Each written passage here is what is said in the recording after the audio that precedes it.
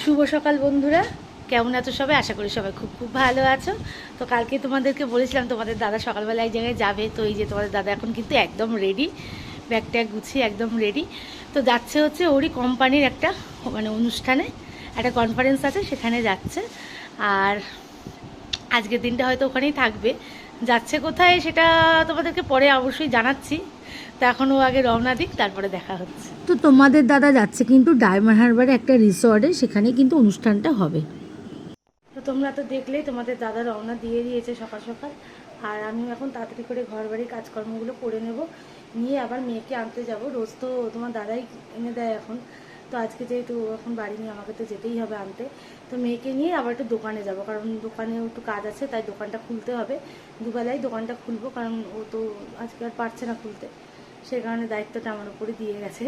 তো সত্যি কথা বলতে মনটা খুব খারাপ, কারণ কোথাও গেলে দুজনে সবসময় একসাথে যাই বা একসাথেই সব কিছু ইয়ে করি। তো এখানে যেহেতু ফ্যামিলি অ্যালাউ নেই, ওর নিজে ওর কোম্পানির ব্যাপার, সেটা তো অবশ্যই ও একাই যাবে। তবু মানে যতই হোক একটু কষ্ট তো হয়ই।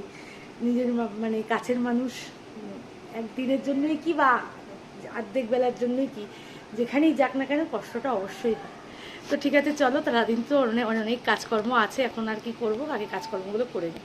তো দেখো আমি একদম এই যে রেডি হয়ে গেছি, এখন মেয়ে আনতে যাব, আর দিয়ে দোকানে চলে যাব। মেয়েকে নিয়ে একবারে দোকানে যাব, দিয়ে একেবারে দোকান টোকান বন্ধ করে তারপরে একবারে বাড়ি আসবো।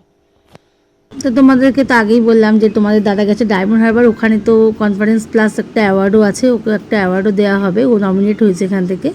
তো সেই কারণেই ও গেছে। আর এই যে তাই জন্য আজকে আমার ডিউটি, আমি কিন্তু মেয়েকে নিতে একদম স্কুলে চলে এসেছি।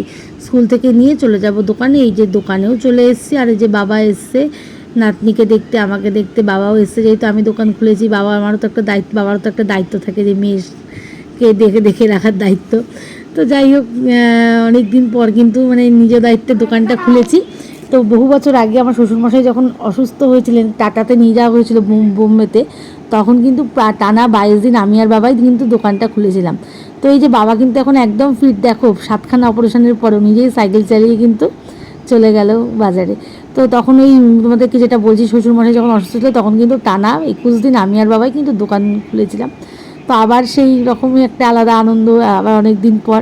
তো মাঝে মাঝে তো দোকানে আসি, তোমাদের দাদা অনেক কিছুই আমাকে মানে বুঝিয়ে দেয় বা শিখিয়ে দেয়, বেশ ভালোই লাগে। তো বলতে বলতেই দেখো একটা কাকিমা এসেছিলো, আর কাকিমা কিন্তু এই র্যাকটা কিন্তু সকাল সকাল নিয়ে নিল, আর আমারও কি কি আনন্দ লাগছে। আর যখন লোপাকে বললাম, লোপা তো কি খুশি। আর লোপা কিন্তু প্রথমেই বলেছে, দোকানে যখন গেছি তখনই লোপা বলেছে দেখবে ঠিক বিক্রি হবে। দোকান থেকে বাড়ি আসার পরে খেয়ে দিয়ে একটু রেস্ট টেস্ট নিয়ে স্নান টান করে, তো কালকে যেহেতু অম্বুবাচী লেগে যাবে, সেই কারণে মাথা তো আর ঘষতে পারবো না, ওই জন্য আজকে একটু মাথা টাথাগুলো ঘষে নিয়েছি। আর এখন এই যে আবার একটু দোকানের দিকেই যাবো, এবেলাও দোকানটা খুলবো, মেয়েকে নিয়েই যাবো। ছেলে তো পড়তে চলে গেছে, তো চলো একেবারে দোকানে গিয়ে আবার দেখা হবে। তো দেখো এই যে বিকেলবেলা কিন্তু আবার দোকানে চলে এসেছি মেয়েকে নিয়ে, আর বাবাও কিন্তু আবার এসছে। যে আমরা যেহেতু এসেছি, বাবা একটু সময় কাটাবে, বাবারও ভালো লাগে না বাড়ির মধ্যে একভাবে, ওই জন্য বাবাও এসছে। আর তখন যে কথাটা বলছিলাম লোপার কথাটা, ও কিন্তু খুব মানে ও খুব উৎসাহ যে আমি যে দোকান খুলেছি, ওরও খুব আনন্দ। ও বারবার আমাকে বলছে হ্যাঁ হ্যাঁ খুব ভালো খুব ভালো, আমারও খুব ইচ্ছা করছে তোমার সাথে গিয়ে বসতে। যাই হোক, অনেক আমাকে অ্যাপ্রিসিয়েট করেছে। আর দেখবে ঠিক মানে বেচা কেনাও হবে। তো সেইটা বলতে বলতেই কিন্তু একটা দাদা চলে এসেছিলো। এই যে ডাইনিংয়ে যে ফ্রেমটা দেখছো, এই যে ট্রি এর মতো যে ফ্রেমটা, এই ফ্রেমটা নিতে কিন্তু একটা দাদা চলে এসেছিলো। তো তোমাদের দাদার সাথে কিন্তু ফোনে কথা বলে নিয়েছিলাম, বা ওই দাদার সাথেও ফোনে কথা বলিয়ে দিয়েছি। তারপরে কিন্তু দাদা নিজেই, এই যে এগুলো যা ভারী, আমার পক্ষে তো মানে তোলা সম্ভব না বা বার করাও সম্ভব না। দাদাকে বললাম দাদা আপনি একটুখানি ঠিকঠাক করে বার করে নেন। তো দাদা বললো ঠিক আছে বৌদি, কিচ্ছু চিন্তা করতে হবে না। তো এই যে ডাইনিং ফ্রেমটা কিন্তু, এই ডাইনিং সেটটা দাদা কিন্তু নিল। আর দাদা নিজে আবার সমস্ত কিছু গুছিয়ে টুছিয়ে সুন্দর করে কিন্তু ঠিকঠাক করে দিয়ে গেছে। তার মধ্যে তোমাদের দাদার সাথে তো ফোনে কথা হচ্ছে, আর ওখানে তো তোমাদের দাদার কনফারেন্স চলছিল, আওয়াজও ভালো শোনা যাচ্ছিল না। তো যাই হোক, তারপরে এই যে আরেকটা দাদা এসে কিন্তু এই যে একটা বাচ্চাদের বেবি চেয়ারও কিন্তু নিয়ে গেল। তো দোকান থেকে বাড়ি চলে এসেছি, এসে একটু ফ্রেশ হয়ে নিলাম।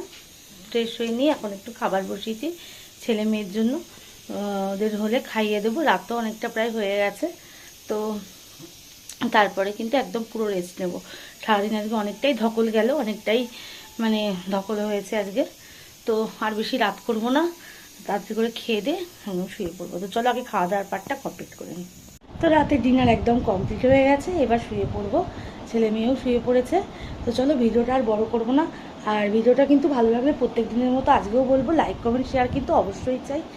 আর পাশে থেকেও, আমিও কিন্তু সবার অবশ্যই পাশে থাকবো। তো চলো, গুড নাইট, টাটা।